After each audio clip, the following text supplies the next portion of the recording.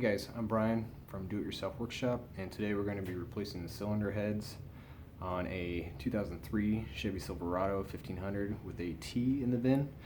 I was having some coolant loss and didn't know where it was going, and it turns out when I took it into the dealership they told me that the cylinder heads were both cracked.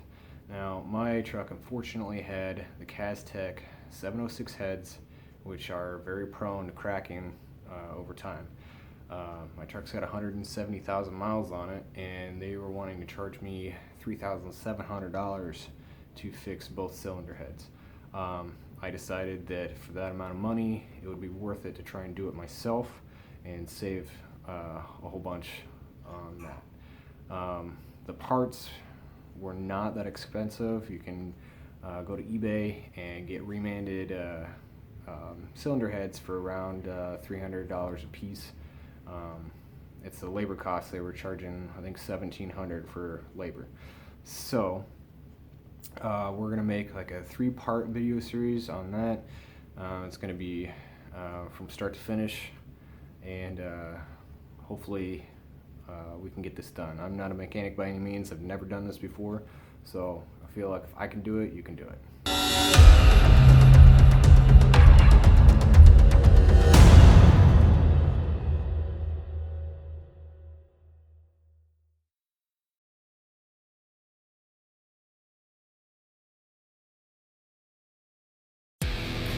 Okay, so if you're wondering if you have the 706 heads, you look down in here, and right there you can see it says 706 right on top of the cylinder head. That's the casting number.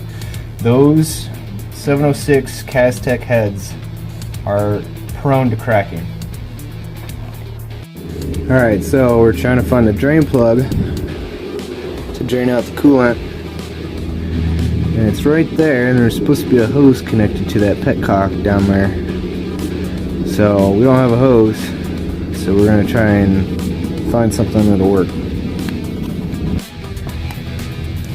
Alright, so we went ahead and got some plastic tubing and kind of heated up with a heat gun and stuck a screwdriver that was around the same diameter as that petcock hose. And we got that ran through there, so now we'll get up underneath there and loosen the petcock, and hopefully the fluid will come out. Alright, so I don't know if you can see any of this in here, but there's your petcock right there.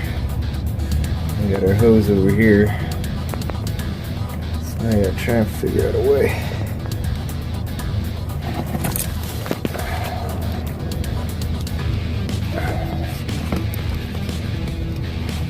Alright,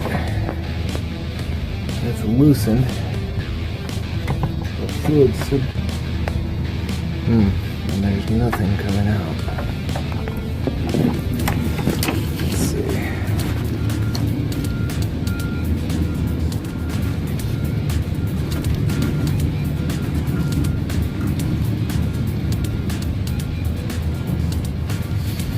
There we go.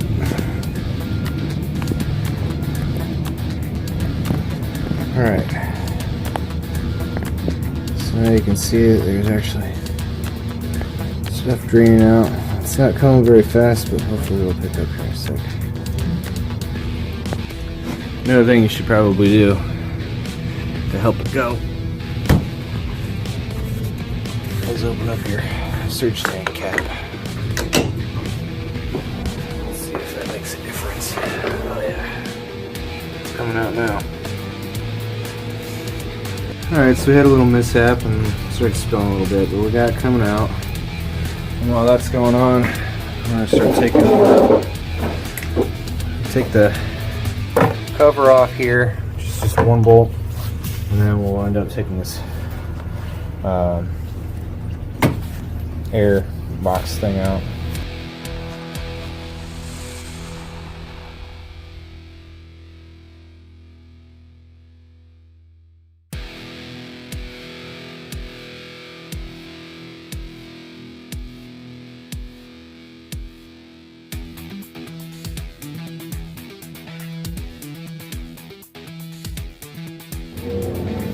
Alright, so these things are kind of a pain in the ass. You have to pull this little thing out here,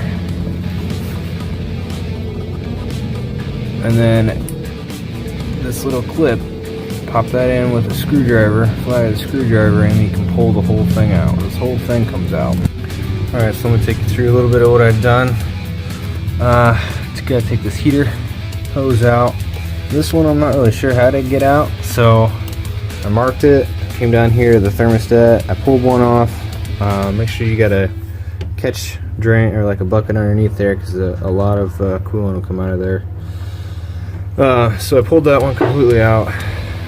This one will go to the surge tank for the coolant, and it wraps down and around and feeds into a Y connector for this other heater hose. But I'm going to pull this one off the thermostat. There's probably going to be a bunch more fluid come out. I got this wiring harness, this end of it out of the way. You got your this is the white connector, goes to the white connector there for your ignition coil. Okay, so the left bank ignition coils, you're going to be doing a 10 millimeter bolts, nuts, but there are, let's see, 5 of them. There's going to be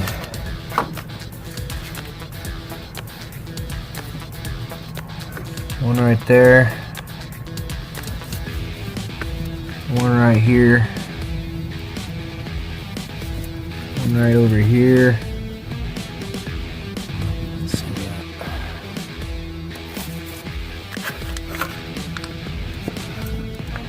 that. And then there's another one way back behind there, behind that last one, which I ended up having to use a swivel socket. Once we pull all those out, this whole cylinder pack just lifts out. Make sure you undo your spark plug boots, and then we'll be good there. So you can see that one back there. There's 1, 2, 3, 4, and 5 there. Also, there's a bracket. Just putting all this stuff over here. This bracket sat on top of like this. On top, it goes underneath there. So that'll go on there, and that was for the heater hoses.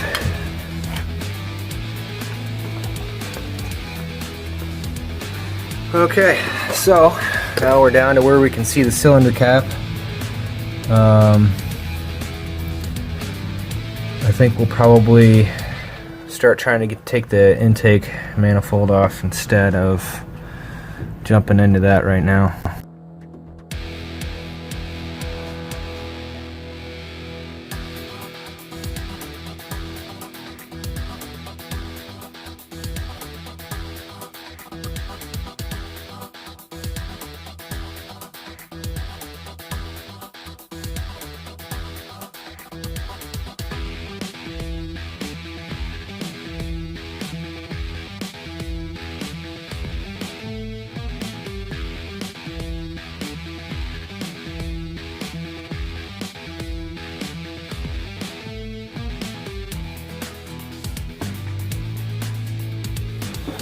Okay, so quick lesson I learned. There is a screw or a bolt you can pull out of this, but you don't need to do that.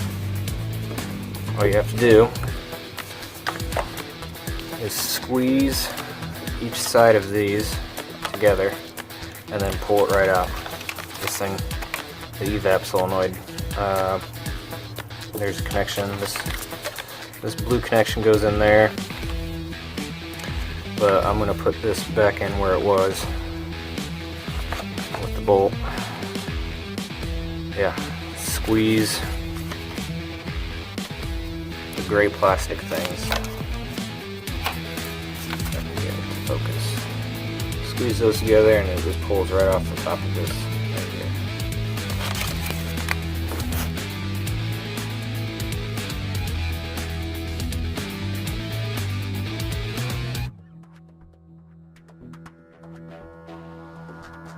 Alright, I'm going to take a quick video so I know where to run all this electrical back. I'm not really sure what this guy is, but this is on the very top. Right there. The purple goes in there. And then this wiring harness comes down.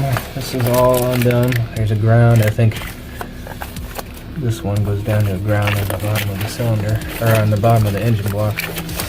Then we got this one going up. There's connection there, connection there.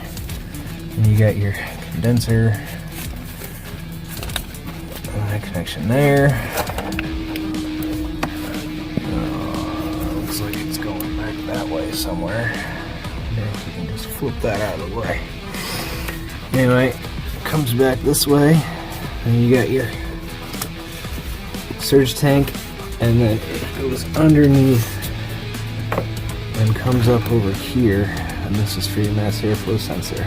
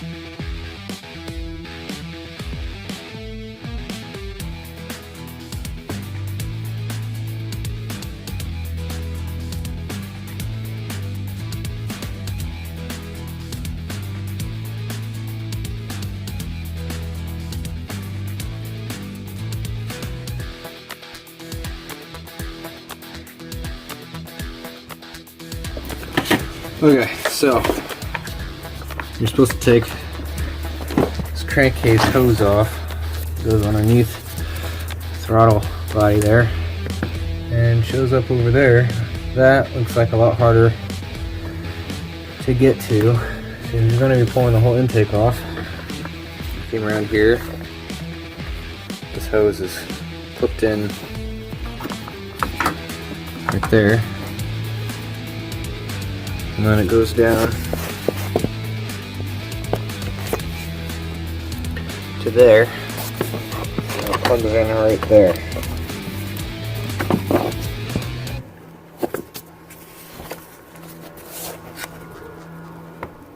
I don't know if it'll ever focus, but down there, over top.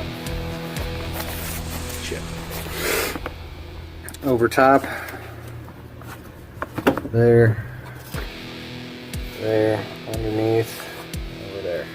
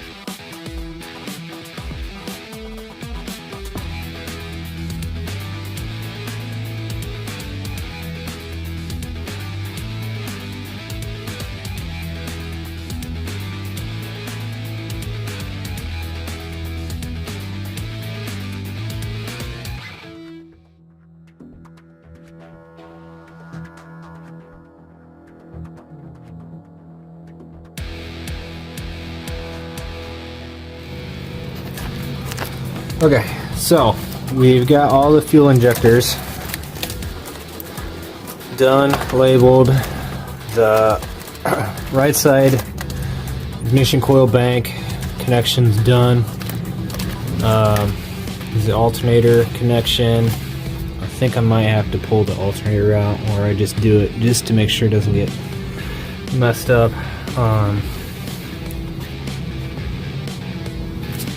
What is this? This is the evap solenoid, which is right here. This line goes on there too. The one line that I'm trying to get right now is the brake booster line, which is that little pain in the ass right there. I've been working, I don't understand why that one's so hard to get off, but I cannot get it. Map sensors off. Pretty much all the sensors I think are done. Underneath here, there's two hoses. You can see the one down there with tape around it. That one goes right there. And this other one will run up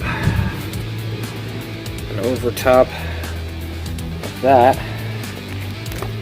and down to that guy right there. We took the radiator hose off there, and it comes over top here and connects right there. For the most part, the wiring harness is done. It was being held on that nut right there. I believe that's at 10 millimeter. So this actually can be picked up and moved out of the way for now, but we still got to get that bastard back there. It's been a huge pain in the ass. So we're gonna get that undone, and then we'll move on from there. Okay, so I gave up on trying to get that brake booster off there, so I just wiggled it off here. We'll just pull it off that way. Then I went ahead and got these fuel lines off. There's two fuel lines, and if you see that little lip there, and then if you look inside here, those little metal things clip on this side of the lip. So you got to get these inline fuel line things, and there's two different sizes. What you do is you put it on there, and then you slide it back, and it spreads those out, and then you just pull it back and pop it off. So we've got that off, we've got all that off. I think we might be able to take this intake manifold off, and then we'll worry about the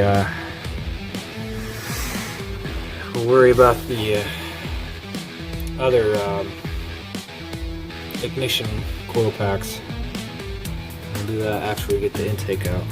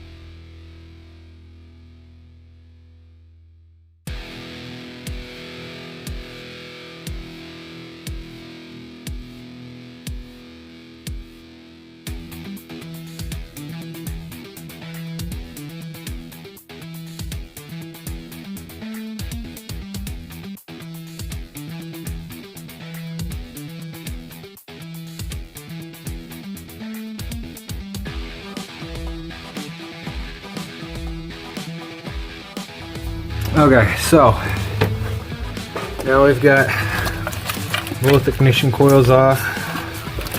Wiring harness is just kind of in the way now. Maybe we'll take this off. Get this bungeed up out of the way. But we got the intake manifold off. I've shot back, cleaned all that crap out of there. I'm going to replace the knock sensors, seeing as it's going to be super hard to get to if they ever decide to go out. So we'll replace those. And then tomorrow we'll go ahead and take these cylinder caps off, and maybe we'll get down to taking the exhaust manifold off and get these heads off. Alright, that's it for tonight. Okay, so I got the wiring harness kind of pulled back, tied up over there. I sprayed the exhaust manifolds with some PC Blaster, PV, whatever it's called. So I guess now we're going to take the caps off. It should just be 1, 2, 3, 4 8mm bolts on each side, and we'll do that. See where we're at then.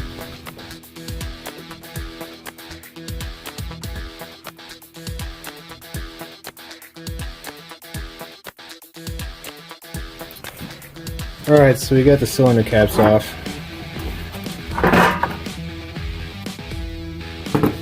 And this is what you'll have when you've got a cracked cylinder head. The coolant will get in here and it just gets goopy. When I took it to the dealership, I'm assuming they had taken this one off. I'm pretty sure they only took one of them off. But you see how it's already got, even if they did clean it out really good, it's already got some of that goopy stuff on there. They had told me that both of them were cracked, but I really don't think they even checked this one because there's no way they had taken all that out.